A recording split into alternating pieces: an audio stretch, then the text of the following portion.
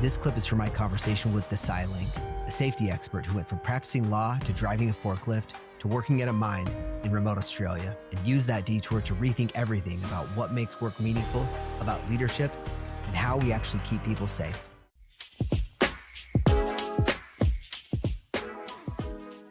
The short answer is no. It's pretty seamless. Nice. So if you're an Australian, I don't want people to quote me on immigration law here, but if you're an Australian, I think it means you're automatically a permanent resident in New Zealand, and the same in reverse. So we're kind of like brother nations or sibling nations, very close, very close. That's convenient. I mean, and in this case, it worked out to be, to your point, another adventure. So you applied for the job, got the one in Auckland, and just packed up and moved. So was this, what was your new role in Auckland? I was working, my new role was a construction company as their sort of health and safety lead.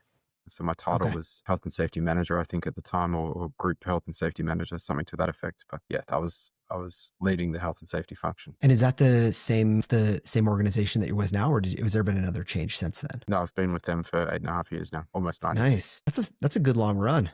I mean, yeah, you've been with them for 8.5 years, but you've also changed roles. Is your current role, is that a promotion from that role, or is it completely a different org? I suppose you could consider it a promotion. So I had risk draw into my portfolio. I had privacy draw into my portfolio because there was privacy law changes, and I was kind of best positioned with my background in law to be able to accommodate that. And maybe going forward, my role might evolve again to something a little bit more legal than what it is currently, but I'm at ease with that. That's if I'm doing legal work kind of in-house, that's not really challenging that spiritual disconnect that I had with being an advocate. Yeah, I like that. And it makes sense that, you have a great training, and if you can use those things together, that's the company's going to want to, you want to as well. The privacy thing you mentioned, I'm curious, are privacy laws mostly regulated by, like one I was dealing with a few years ago, was aware of, was GDPR, when GDPR came out. And that obviously heavily influenced the company I was working with. Did those things have a trickle down for your role in New Zealand, or is it more local? Are they more localized privacy laws and regulations because of the nature of your work? Well, it kind of is. What I can say is that New Zealand has its own national privacy laws, but those laws derived pretty much directly from the European standard, which I think is where the UK is getting their regulations from. So it's definitely, New Zealand has its own local laws, but it fits into that broader international thing. And naturally so, because the tech companies that we use currently are based overseas. We need to know that, our clients' information or our own employees' information is being managed appropriately, even though it's overseas. Yeah, that makes sense. Okay, so to give you some context of what my role in New Zealand in health and safety means, is health and safety advisor or manager. The role can differ from company to company, but typically it would involve making sure that the organization complies with health and safety related regulations and laws and standards and industry guidance. You're held to a standard of best practice and to take all reasonably practicable steps.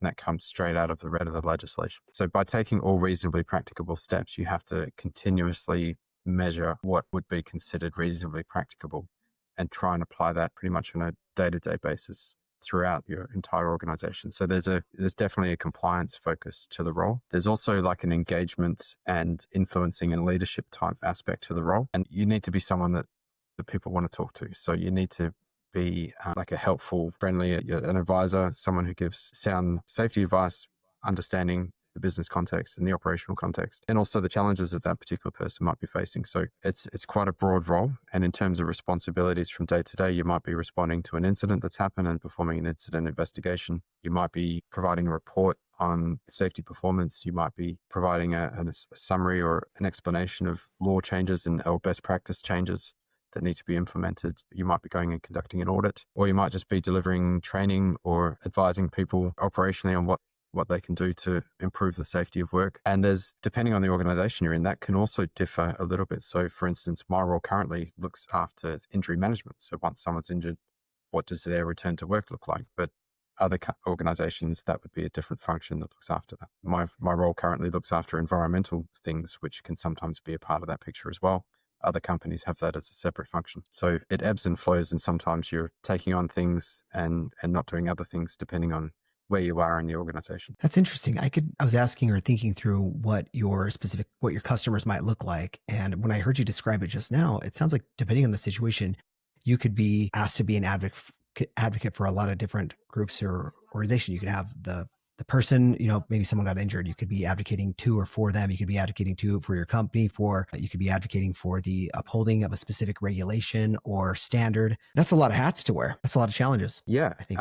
it's definitely a lot of challenges, but I think it's what keeps the job interesting. And I wouldn't wish an incident upon anyone. It's an awful thing, but my next phone call could be something completely out of left field. And in my career, I've got some pretty crazy stories of things that those phone calls that I've had to take and things that I've had to respond to. And it keeps the job interesting. I don't know what I'm in for any given day. It could be another normal day in the office, or it could be the craziest stuff you've ever heard. What's one that stands out to you right now? You can't, it's too good of a setup now. We got to think of it. Yeah. Okay.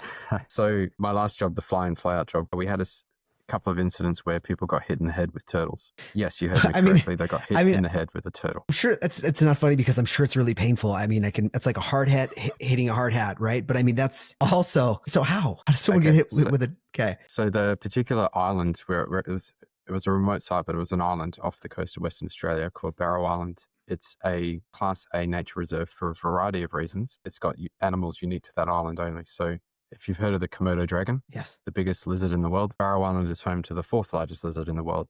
And I remember seeing one as big as kind of 2.5 meters. So wow. it's a very unique environmental sanctuary. And there was lots of stuff that we needed to manage with respect to our work so that it didn't affect the environment. One of the aspects was that it was a turtle breeding grounds for seasonal turtle breeding. I think it was the green-shelled turtle. They're a very big turtle. Anyway, they would come in, female would come to the beach, dig a bit of a hole, lay her eggs, and then swim off. And some months later, the eggs would hatch. And it's kind of sad. It was a bit of a feeding frenzy as these little hatchlings tried to make their way to the ocean. There were these big lizards having a bit of a meal. There was birds of prey, and there were sharks in the water just waiting for them to come out. So it's really sad. Probably 1 in 1,000 made it. But anyway, it's nature. That's the way it is. Circle of life, yeah. So I mentioned these birds of prey. There's a bird of prey called an osprey. Sure. Huge bird. If you think of the American bald eagle as a bird of prey, it's a pretty cool looking bird. These things were, I think, twice the size of a bald eagle. They would and they're freaking fast, right? They're really, really fast ospreys, aren't they? Well, they're hunters. Yeah, totally. Yeah. So they would swoop in, grab one of these hatchling turtles and fly off. And sometimes they'd fly off over the mining camp or the construction camp. And sometimes they'd drop these hatchlings and sometimes they'd drop them on people. So that's why we had 2 people hit in the head with a turtle. That's wild. To your point, like there's no way that you could have ever expected to see that coming. I could see why it keeps your toes. I'm curious about this, the lizard that you described, by the way. Are those, I'm guessing, even though you said around 3 meters, I think you said something like that. Are they fast? And are they ever aggressive? Do they ever chase you down? I'm thinking what I'm imagining is a giant iguana, but way, bigger than me. So the biggest one I saw was about 2.5 meters from snout to tail tip. It's freaking Most huge. of them were kind of between around about 2 meters, which is still massive. Is huge. Yeah. They evolved on that island where no humans lived, so they never really appreciate or have any sort of fear of humans. They got no fear of trucks, buses, forklifts. That's right. They just walk straight through the middle of it, not a care in the world.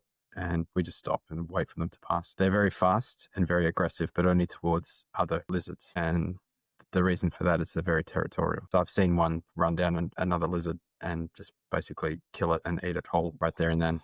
But they never moved fast other than that.